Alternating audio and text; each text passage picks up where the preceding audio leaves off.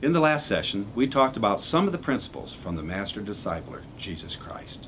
In today's lesson, I'd like to finish the discussion about the disciple-making techniques of Jesus. D is teaching and training. Did Jesus do both of these? He taught and he trained. Do you remember when he sent the 12 out for a month, 2 by 2? Then he sent the 70 out, which he also called disciples, sent them out 2 by 2. Teaching and training, things that we do in disciple making. E is environment. Environment is so important in disciple making because when a person gets saved, they now are a believer and all their friends are probably non-believers. And what does a non-believer do for the young believer? Kind of pulls him down, doesn't he? Doesn't encourage him, it might even discourage him. Something I've had to do with guys that I've discipled, I've had to, a lot of times their girlfriend maybe is not a believer. And I'd say, you need to break it off. You need not to have a girlfriend that's not a believer. Because you'll grow in your relationship and you'll come up with all kinds of excuses why it's okay to marry this woman and she's not even a believer. And so I encourage them to only date another believer. And in fact, I would encourage them to date another believer that has Jesus as the Lord of their life so that you're really on the same page as a couple. But environment, two things that I've run into with guys that there's been struggles with young believers. Sometimes it's another woman and that they're dating. Maybe it's a non-believing woman. Or maybe it's a promiscuous relationship that they've had. The other thing is drugs. And so I'm trying to help them to break off these two areas that are going to pull them down. So environment is important, and that's where the church comes in. I don't think you can effectively disciple another person without the church. The church provides that new environment that they need. Other believers that can come alongside and encourage and lift up.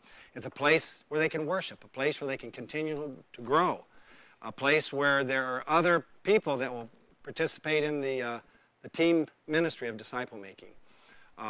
It's a place where there's some accountability.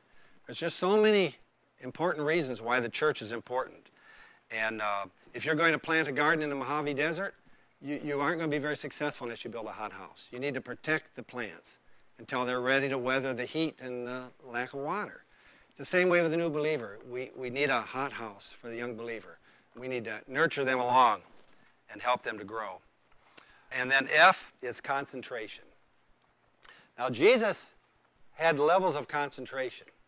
For example, let's look at this diagram. First of all, Jesus had his ministry to the masses, right? The masses changed all the time. They weren't the same people all the time. A lot of times they were different people from different parts of the country, but he had the masses that would come. Sometimes they came because they wanted to be healed. Sometimes they came because they wanted food. Sometimes they came maybe for the show. Maybe they were just curious. But he ministered to the masses. Then he ministered to the 70. So it's a little bit smaller. The masses were a larger group. The 70 was smaller. He called the 70 disciples, but he didn't live with them. But these 70 were the same 70 all along, and I believe probably some of the people that were in the upper room on the day of Pentecost were these 70. Most likely. We don't know exactly, but probably so.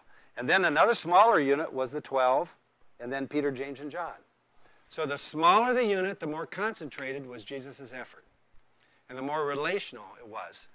He lived with the 12. He often was, there's many times where he took Peter, James, and John separate to the Transfiguration and to the Mount of Olives, away from the rest of the disciples. And he spent extra time with Peter, James, and John.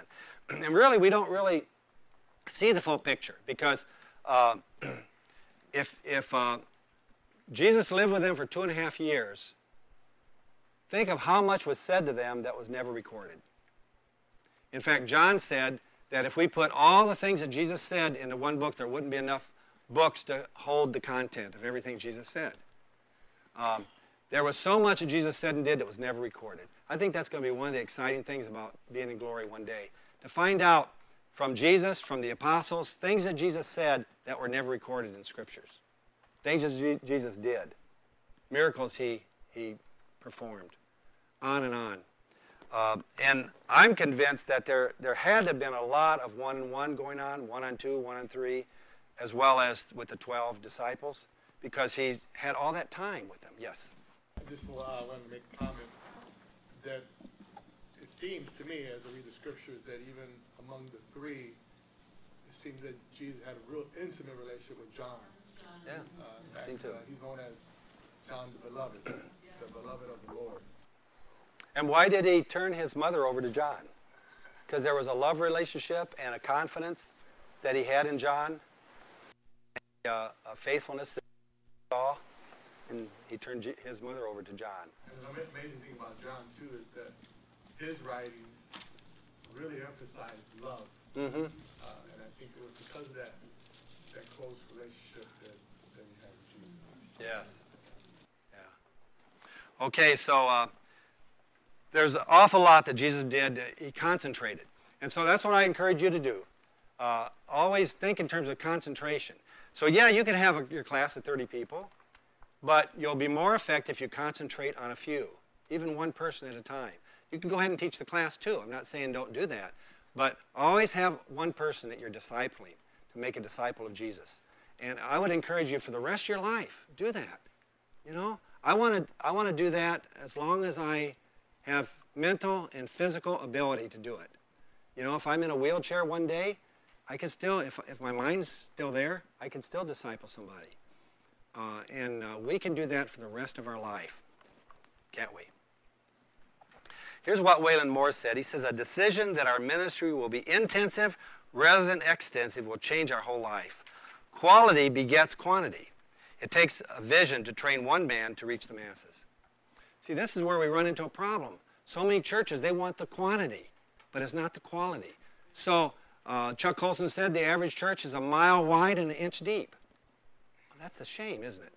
We shouldn't be an inch deep. We should have depth. And if we have depth, then I think we're going to have growth. And I'm convinced that if we're doing a good job of making disciples, then we have people coming to Christ on a regular basis, because a true disciple of Christ shares his faith with others. I'm convinced that instead of bemoaning, I've heard churches over and over bemoaning the fact they don't have enough leaders, or they have all kinds of marriage problems, or on and on with their problems. Well, if we're discipling people, we're going to have more leaders than we ever need, because we're developing people to a level of maturity. And we're not going to have the marriage problems, because people have a spiritual underpinning in their life, a spiritual growth. See, we're developing depth. And so I think it does so much to help it enrich a church, to be a church that's really coming together. Yes, Emma. And I would just add, you're talking about how you'll have more leaders than you need. And it's at that point where it's exciting to be able to send some of those leaders out to other areas where they don't have leaders. Yeah. You have missionaries coming out of your church. You know what's interesting? This is kind of a side light, but Acts 1:8 is also the Great Commission, stated in another way. So I don't know how much Jesus said, if he said the Matthew 28 passage and then said Jerusalem, Judea, and Samaria. You know, he said all these things. If you read that Acts 1:8, it says that we are to go to all Jerusalem, and to all Samaria, and to all Judea, and to the uttermost parts of the earth. You are commanded to go to all those places. I'm supposed to be a real missionary. I shouldn't just put in my money in the offering plate for the foreign missionary. Maybe God wants me to be a foreign missionary. Or, the neat thing is, the whole world is at our doorstep right here in Chicago. I can win Arab people to Jesus Christ. I can win African American people, Filipinos. Just about every ethnic group of the world is right here at our doorstep, that we can win these people. And something that I want to get started doing real soon, a lady spoke, one of our missionaries spoke on the platform 6 months ago, and she said that there's a website that she goes to, and she disciples people over the internet. That's what I want to start doing. I want to put aside maybe a couple hours a week and just make a connection with somebody in another country and disciple them. Maybe we can even get a Skype thing going and disciple each other through. I can disciple that person through Skype, and I could be a world missionary that way. See, because we have that responsibility to impact others throughout the world. So just some thought here, but think of the quality more than the quantity.